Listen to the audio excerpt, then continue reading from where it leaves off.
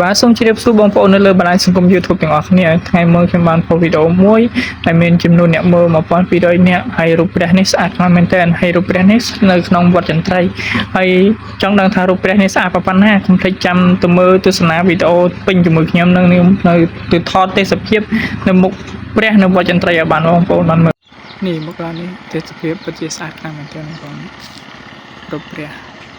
នៅវត្តចន្ទ្រៃបងប្អូនស្អាតខ្លាំងណាស់កំពុងតែសាងសង់ព្រះអង្គហើយនៅក្នុងទីធ្លាវត្តមានកន្លែងស្អាតជាច្រើនទៀតតើបងប្អូនមកទស្សនាវីដេអូពេញទាំងអស់គ្នាតាមតិចទៀតនឹងមានអ្វីខ្លះនៅក្នុងវត្តស្អាតខ្លាំងមែនទែនវត្តចន្ទ្រៃសង្គមហៃខេត្តសួយរៀងតោះកុំឲ្យខាតពេលវេលាយូរមកទស្សនាទាំងអស់គ្នានេះបងប្អូនជើញមើលតាមនឹងមានស្ទីកទីស្ដាប់កំសាន្តហើយបទចម្រៀងសែនពីរោះ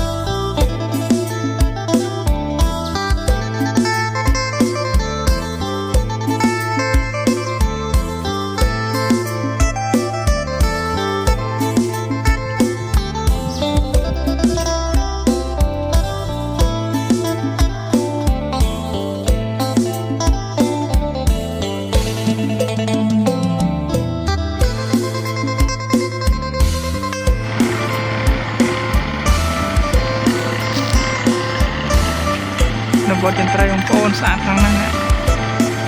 ព្រះអង្គ